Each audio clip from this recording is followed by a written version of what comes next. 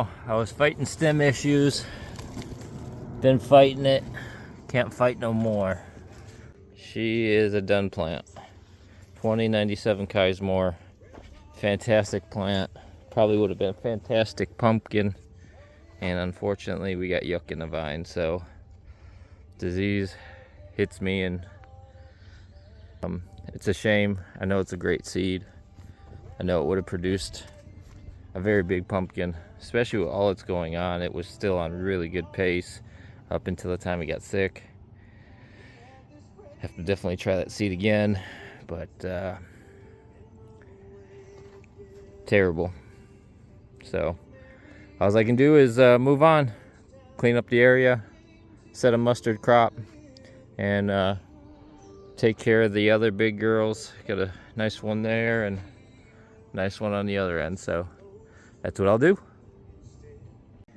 So the rot finally got to it.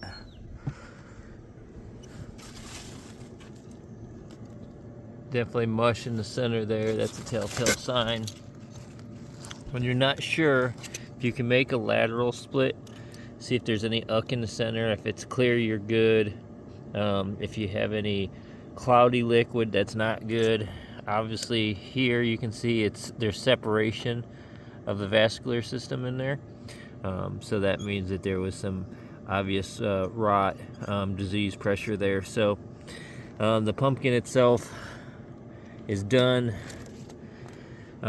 It grew a couple pounds, but nothing worth putting time and effort into, and it's just a matter of time before it turns to mush. So I have pollinated a pumpkin on a secondary over here, but let's see if I can show it.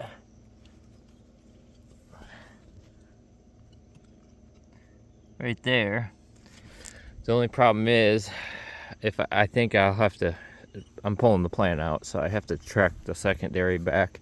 I'm pretty sure the secondary is at the rot or before or just after the rot. So unfortunately I won't be able to keep the main and all that, but I may keep as much of that secondary as long as I get the green meat. Keep that secondary, and I think there's a couple tertiaries coming off of there. I might be able to pull, once all this is cleared out, it's all coming out. If it's good, I'm not going to risk anything, but if it's good, I might pull some tertiaries back and then spider pattern them out and see if I can get at least the genetics to carry through. Be nice to get some seeds, but we'll see. Like I said, I'm not going to risk anything. If I can, I will. If not, this will be tilled and mustard crop for next year. Here's another view of the main vine. Very thick main vine, but obviously open it up and there's a bunch of mush, damaged tissue. Vascular system is definitely damaged. Just to speak on the pre-emergent, I think that it worked fine. However, I did see this is a main taproot, which is small in comparison to what I'm used to. Some of them didn't take, deformed, not deformed, but just not as aggressive as normal. There's a nice one there, but just not what I'm used to as far as taproots go. There was one there I snapped off, one there I snapped off. So I probably won't be using pre-emergent in the future. I just don't think I got enough out of it as far as how much it actually took care of the weeds versus maybe the drawbacks of some stunting to the roots. Again, there's a lot of good roots, but there's also some that just didn't take off. So I think it's feasible and usable on a commercial application or something where competition and every pound matters is needed. But I think from a standpoint of what I need it for, it's just not, it doesn't fit into my grow. So I won't be using a pre-emergent in the future, at least the way that I used it this year. So I won't rule it out completely in maybe a future grow as far as maybe using it in correlation or in a way later, maybe on the outer edge of the patch or something like that. But inside the plant, main part of the patch, just doesn't fit into my growth. So keep taking the rest of this plant out and see what we got. Here's some early secondaries. Did pretty good overall, about pencil. And then there's a couple of thicker ones. Nice there on a secondary. One thing I do want to call out is this looks like to be a little bit of bug damage mixed with possible disease pressure. So definitely some bite marks and chew marks there. Rest of the vine looks pretty darn good, so I'm very pleased with that as far as disease issues in that early secondary. This is probably about the 5th one out off the main.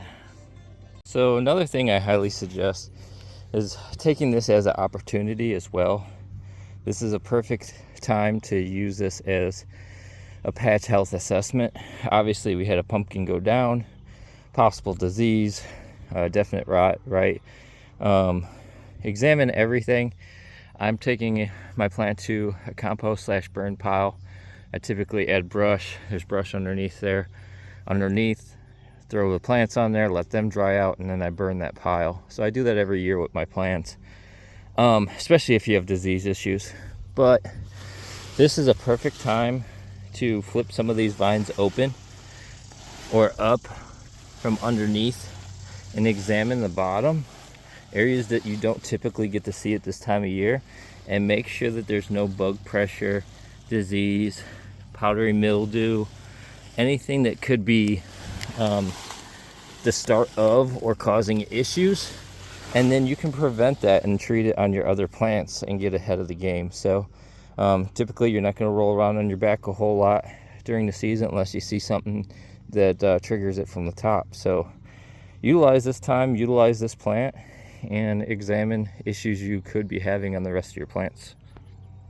There's the main vine. Just cut it off from the stump there. And just foam, bacteria, rot. Yeah, she's going down one way or another. Crazy the amount of water that drips out of these things when they're pumping. It's the stump there. A lot of water. Alright, last view of her before I cut her open. Last OTT measurement and last actual scale measurement had her at chart, I believe. So she was right at chart. I think it was within about 5 pounds. So get an idea of the shape, and we'll see what the thickness is. All right, got her cut open, and you can see wall thickness. I can get a tape here in a second, but this is the shoulders, which you would hope to be the thickest part. Not too bad. Nice, consistent overall thickness. Does look to have a puffed up bottom, so I've got to take a look. I'd like to see if there's actually a hump in the bottom or not. So don't like to see that from a standpoint of, typically it means the pumpkin will go light. Now obviously I'm growing on a scale. I know that it's chart. Typically they go heavier as they get older, but for it to puff up like that, I don't know if it's just the way I positioned it or whatnot, but I like that to be not as humped up in the middle as it is, because that could cause issues later on. So once I get this cut and sectioned, I'll be able to get a better idea on what was going on there and see if there's something I can prevent in the future. But overall, good thickness, about a hand, not quite a hand on the top, but pretty good thickness overall. Seeds are probably not going to be developed enough. I may try just for giggles to see if any of these will germinate, but this fruit is entirely too young probably for seeds to germinate, and if they do, likely will not survive. So We'll see, but I highly doubt it. All right, get her cut up. So I take back the previous statement about the hump in the middle, because after cutting into it, not much of an air gap, about 2 hand widths wide, or almost a whole hand width long, so it's probably about 7 inches. It's a pretty healthy bottom. That's to be expected or greater than what you would expect on the bottom, so that's happy with that. Very uniform pumpkin, nothing too crazy as far as thickness, but overall no anomalies or anything that I would have been nervous about in the later growth cycle. So good genetics there. All right, so the scale's empty and we are sitting at 33.5. I know it's kind of hard to see, negative 33.5, which means that there was an additional I'm taking off 3.5 pounds for the fan that was on there and blanket or sheet. That's what they weighed combined, was 3.5 pounds. So there's an additional 30 pounds there. So it was roughly around 430 pounds, and it pretty much stopped growing the last 48 hours. So realistically speaking, I'd have to look at the date. I think it was somewhere around 26 days when it went down there. So 26, 27 days, and it was 430 pounds sick. So kind of give you an idea on what pace it was at. Definitely was going to be a pretty good pumpkin. Don't know what it would have turned into, but genetics wise, pace wise, until the yuck kicked in, that's what we were looking at. That's all I got. I did keep this secondary vine, and then it kind of forks off until a tertiary. I do have a 2-day-old pollination underneath there, so if this whole ordeal doesn't shock that into aborting, I do have some tertiaries. I can swing what would now be the new main, I guess, the secondary there, the new main off of it. I can swing that back, and I could see, about saving the genetics, see if I get a pumpkin, even if it's a 400 or 500 pounder with good seeds. Genetics are good. We can check that out and see if it takes. Some more secondaries there that I'd be able to sweep back or forward. So we'll see. But it's all going to depend on what that pumpkin does there over the next 4 or 5 days, if it takes. I do have another pollination I could make here on a pumpkin. I highly doubt I'll put effort into that. I'll probably just see how this one goes. It's a controlled pollination. It's with my 1481 Bayuk that I have going right there, which is doing really well. So we'll see. May have this plant go and do well, or it might be gone next video. Got any questions on what this week was about, or anything that you saw in here that you may be experiencing in your patch, feel free to ask. Thank you guys for watching, and catch you on the next one.